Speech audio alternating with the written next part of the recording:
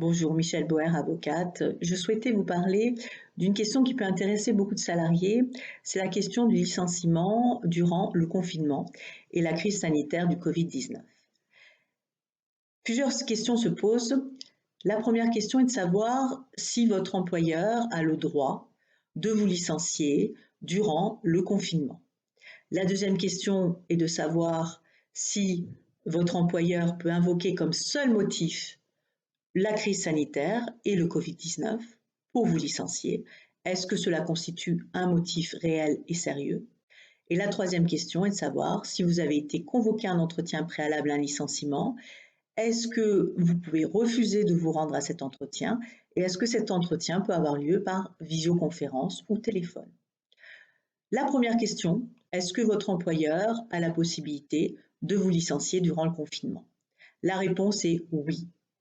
Le gouvernement n'a pas pris de mesures exceptionnelles pour soumettre les licenciements à des autorisations administratives, ce qui signifie qu'ils ont une parfaite liberté de vous licencier, comme avant le confinement, et qui n'ont pas d'autorisation quelconque à demander à une administration ou à qui que ce soit.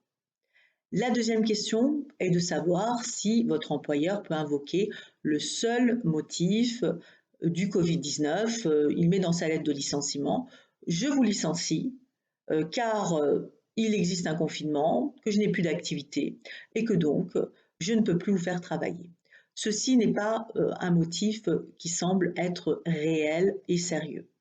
Il faut qu'il invoque d'autres motifs et notamment votre employeur pourra invoquer les difficultés économiques qu'il rencontre du fait de ce confinement et de cette crise sanitaire.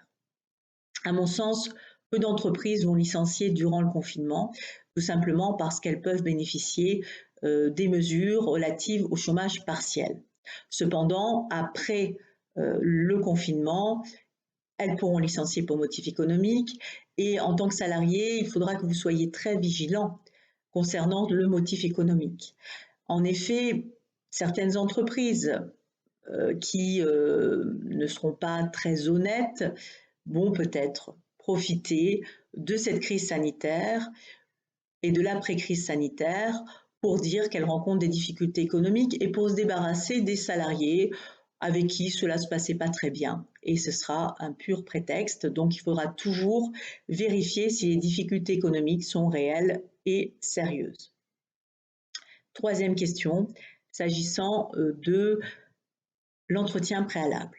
Vous êtes convoqué à un entretien préalable au licenciement et vous vous interrogez, est-ce que vous êtes obligé de vous y rendre et est-ce que cet entretien préalable peut avoir lieu par visioconférence ou téléphone?